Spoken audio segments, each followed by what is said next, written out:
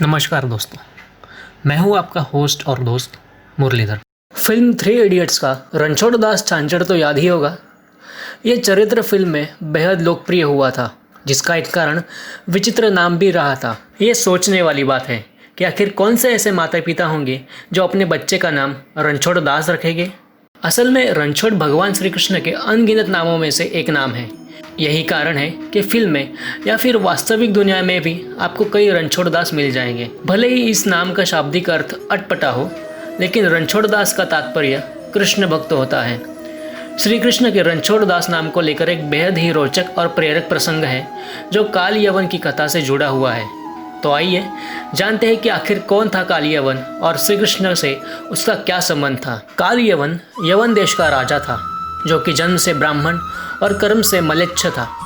त्रिगत राज्य के कुलगुरु ऋषि शेषिरायण के इस पुत्र का साम्राज्य अरब देश के पास स्थित था। पुराणों में इसे मलेच्छो यानी कि असुरों का प्रमुख कहा गया है। कहते हैं कि उसकी वीरता के आगे कोई भी नहीं टिक पाता था। सभी सुर असुर उससे भयभीत रहा करते थे। इस अतुलित बल के पीछे शिवजी का वरदान था, जो कि उसके पिता को मिला हुआ था। काल यवन का जन्म शिव वरदान के फल स्वरूप हुआ था। उसके पिता ऋषि शेषिरायण सिद्धि की प्राप्ति हेतु अनुष्ठान कर रहे थे। इसके लिए उन्हें 12 वर्षों तक ब्रह्मचर्य का पालन किया था, लेकिन एक सभा के दौरान की गई एक टिप्पणी ऋषि शेषिरायण को चुभ गई। दरअसल उन्हें नपुंसक कहकर चिढ़ाया गया था, जिसके बाद उन्होंने शिव की घोर तपस्या शुरू कर दी। ऋषि शेषिरायण के कठोर तप से महादेव प्रसन्न हुए और वरदान मांगने को कहा। शेषिरायण ने शिवजी से अपनी आप बीती बताई और इस घोर अपमान का जवाब देने हेतु पुत्र की कामना की। ऋषि ने अति बलशाली और अजय पुत्र की प्राप्ति का वरदान मांगा, जिससे किसी भी अस्त्र शस्त्र से पराजित नहीं किया जा सकेगा। अंतर्यामी भगवान शिव से तो कुछ छिपा नहीं था।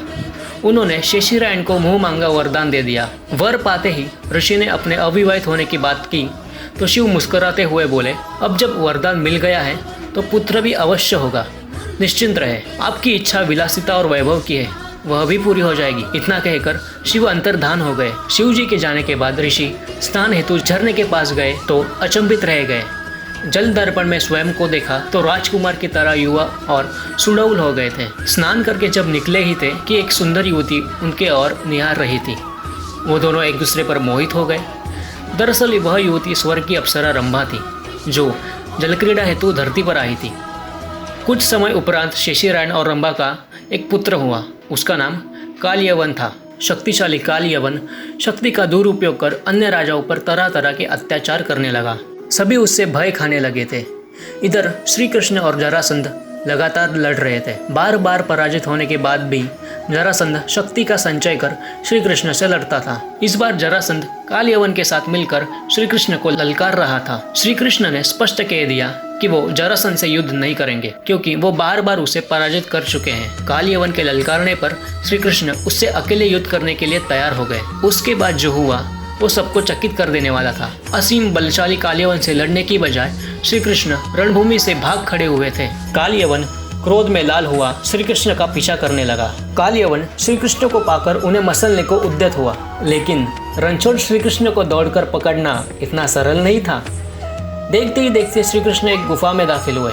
पीछे पीछे काल यवन ने भी गुफा में प्रवेश कर दिया। उसने देखा कि गुफा में श्री कृष्ण सोने का नाटक कर रहे हैं। वह लीलाधर की लीला न जान सका और पैर से ठोकर मारकर जगाने लगा। दरअसल गुफा में चिरकाल से सो रहे मुचुकुंद के शरीर पर श्री कृष्ण ने अपने वस्त्र रख दिए थे।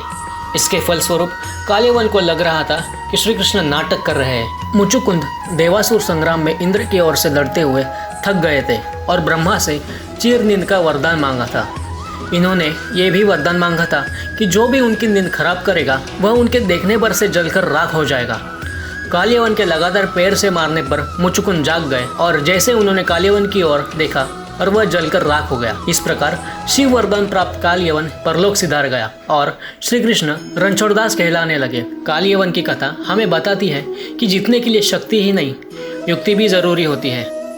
अगर मेरा ये पॉडकास्ट, मेरी कहानी आपको अच्छी लगी है तो वीडियो को प्लीज़ लाइक और शेयर कीजिए और चैनल को सब्सक्राइब कीजिए।